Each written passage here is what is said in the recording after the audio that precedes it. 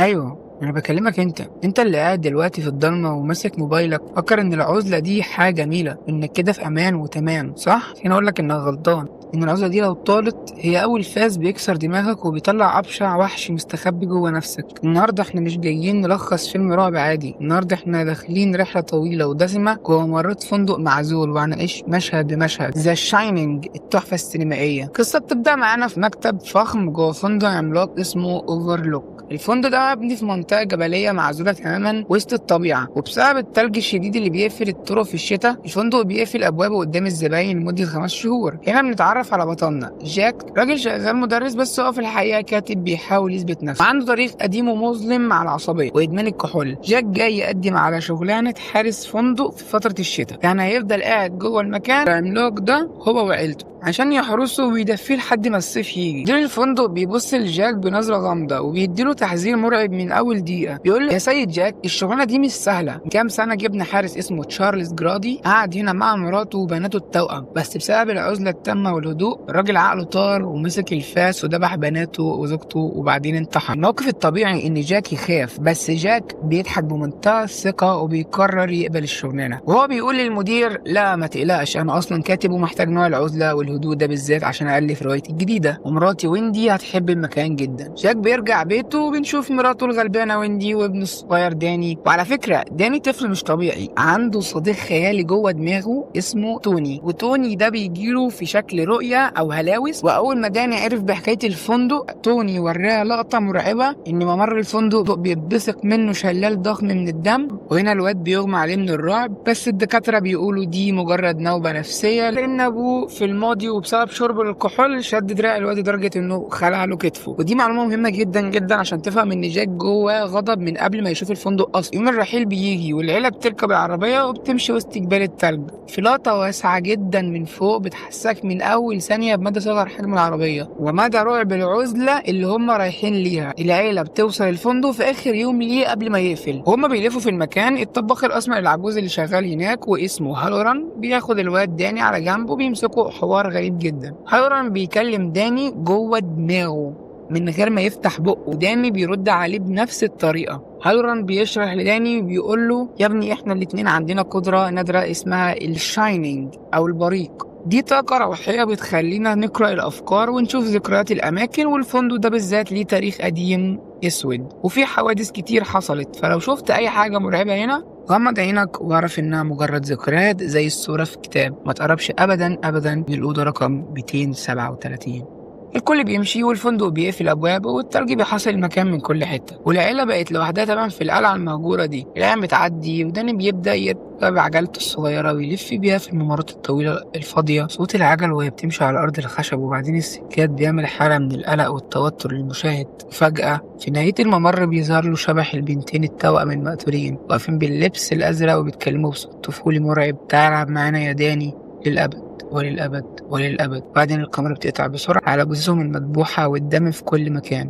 بص كده معايا، البنتين دول بالذات مالهمش دور مباشر في تحريك الاحداث، يعني لو شلناهم مش هيحصل اي حاجه في الاحداث، بس انا شايف ان الفيلم بيستخدم البنتين دول كتحذير مبكر لداني من المصير اللي ممكن ابوه يوصل له. الفندق بيستخدم طاقتهم عشان يوري داني المرايه اللي بتقول له: شوف ابوك هيعمل فيك ايه، زي ما ابو البنات دول عمل فيهم بالظبط. نفس الوقت جاك بدأ ينهار تماما، الراجل مش عارف يكتب سطر واحد في روايته وقاعد طول اليوم بيبص للفراغ وعينه مبرقه بجنون. ويندي بتبدأ تلاحظ ان جوزها حالته النفسيه بتسوء، ولما داني بيدخل عليه الأوضة جاك بياخده في حضنه وبيبص له بنظرة مرعبة وبيقول له: أنا عمري ما هأذيك يا داني، أنا عايز نفضل هنا للأبد. الوضع بيتطور وداني بيدافع الفضول بيروح يفتح الأوضة رقم 237 وبيخرج منها وهو مخنوق وفي علامات ضرب على رقبته.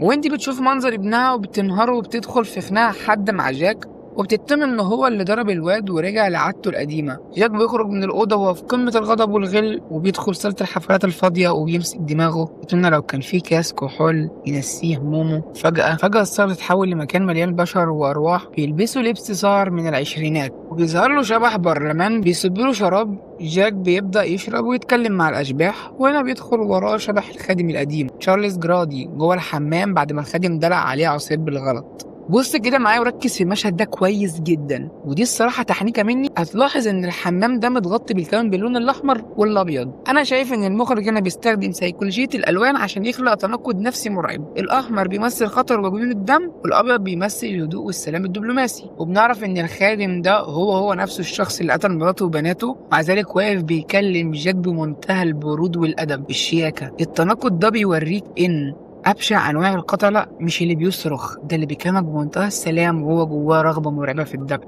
وفي وسط الهدوء والبرود ده الخادم بيبدأ يشحن جاك ويقول له: يا سيد جاك، ابنك عنده طاقة قوية وجايب طباخ عشان يفسدوا خطتنا، انت لازم تؤدبهم زي ما انا أدبت عيلتي زمان. جاك بيخرج من الحمام وهو مشحون وعقله طار تماما، بيروح على الصالة ويندي بتدخل وراه وهي ماسكة مضرب بيسبول من الرعب. تدخل تفتش في الأوراق اللي جوه الآلة الكاتبة بتاعته، وهنا بتكتشف الصدمة. جاك بقاله 5 شهور ما بيكتبش رواية. جاك كاتب الآلاف الصفحات، وفي كل صفحة كاتب جملة واحدة متكررة بطريقة مجنونة. العمل الدائم بدون لعب يجعل جاك ولدا غبيا. جاك بيظهر من وراها وبيبدأ يقرب منها وهو بيمشي بطريقة غريبة، وشه بيبتسم ابتسامة شيطانية. وهنا ركز معايا في تفاصيل المواجهة دي. جاك ما كانش مجرد راجل متجنن من الأشباح. أنا شايف إن الفيلم هنا بيعري عقد النقص والغل اللي جوه جاك تجاه ابنه داني. بتلاقيه بيبص لويندي وبيتمها في وشها بكل غيظ: انت ما بيفرقش معاكي نجاحي ولا مستقبلي، انت كل اللي همك في الدنيا دي هو داني وعايزاني اطلع فاشل. جاك حاسس بالدونية ومغلول لان مراته مهتمة بالواد ومفضلة عليه، فترجم حب الام على انه مؤامرة تدميرية ضده. وانا لازم اعرف اقول لكم ان الراجل ده يا جدعان عبقري تمثيل بشكل مرعب، واداؤه في الفيلم ده كان رائع جدا جدا. جاك بيحاول يتهجم عليها بس ويندي بتضربه بالمضرب على راسه في اخر ثانيه وبتسحبه على الارض وتحبسه جوه مخزن الاكل. وهنا بنشوف لقطه من اذكى واقوى لقطات الفيلم. جاك بيفوق وبيقعد على الارض ورا الباب المقفول وبيبدا يكلم مراته بجنون وضغينه. خد بالك بقى من لقطه الكاميرا هنا، المخرج حط الكاميرا تحت خالص على الارض وبص لفوق لوش جاك. الزاويه المنخفضه دي اسمها لو انجل شوت. انا شايف انها اتعملت مخصوص عشان تحسسك ان جاك رغم انه محبوس وذليل على الارض الا ان شره وغضبه بقى ضخم ومسيطر وبيهدد المكان كله من فوق. وفي وسط ما هو محبوس شبح الخادم القديم بيتكلمه من ورا الباب وبيقول له: انت غزلتنا يا جاك. فجاك بيوعده انه هيخلص الجريمه المره دي. وفجاه بنسمع صوت تكه القفل الحقيقي للباب. الفندق بالكامل قواه الخارقة فتح الباب لجاك عشان يخرجه ويكمل الدم. هنا بنروح لذروة الأحداث المرعبة. جاك بيخرج ويمسك الفاس وبيروح على أوضتهم، وويندي بتقفل الباب وتستخبى في الحمام وتخبي داني وراها. جاك بيوصل ويبدأ يكسر في الباب في المشهد الأيقوني الشهير في تاريخ السينما، هو مطلع راسه وبيصرخ بجنون.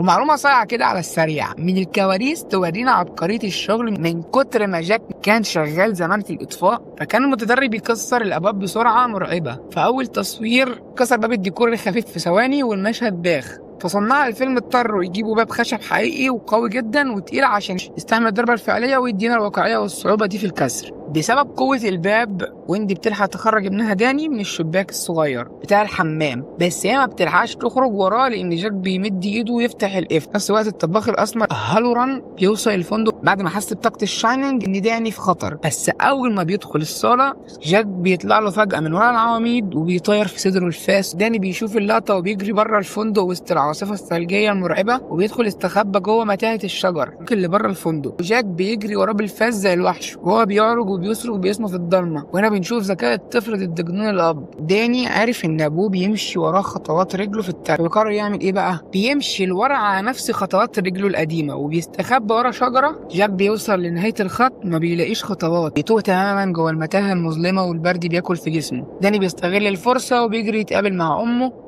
يركبوا عربية الطباخ المقتول ويهربوا بره الفندق الملعون ده تماما. والكاميرا بترجع جوه المتاهة في الصبح عشان توريك لقطة مرعبة. وش جاك وهو متجمد بالكامل في التلج وعينيه مفتوحة ومبرقة. المشاهد هنا يقول الحمد لله الأب الشرير مات والضحايا هربوا والنهاية سعيدة، هيعيشوا في تبات ونبات ويخلفوا صبيان وبنات. بس المخرج ستانلي كوبريك ما بيسيبكش تخرج بالسهولة دي، بيدينا ألم الصدمة الكبرى في آخر ثانية في الفيلم. الكاميرا بتمشي بالراحة جوه صالة الفندق الفاضي وبتروح على الحيطة بقى وتقرب بالتدريج على صورة قديمة أبيض وأسود للحفلات من سنة 1921. فجأة الكاميرا بتزوم على وسط الناس، نكتشف الصدمة الكبرى. وش جاك واقف وسط الناس القديمة دي لابس بدلة صقر، بيبتسم ورافع ايده. فيلم ذا شاينينج بيسيبنا مع حقيقة مرعبة جدا، إن أبشع الوحوش مش الأشباح اللي بتظهر في الضلمة أو بتطلع من الحيطة. أبشع الوحوش هي اللي مستخبية جوه نفوسنا وعقد ناقصنا، والعزلة هي اللي بتفتح الباب. الصورة الأخيرة هي أكتر لقطة محيرة في الفيلم كله. هل جاك كان موجود فعلا سنة 1921؟ هل الفندق ابتلع روح ودم باقي الضحايا؟ ولا الصورة مجرد رمز إن جاك بقى جزء من تاريخ المكان الملعون ده؟ الفيلم مش بيجاوب بشكل صريح، لكنه بيسيبك مع حياة مرعبة، إن الفندق كل شوية بيختار ضحايا جديدة يعيد نفس المأساة من أول وجديد.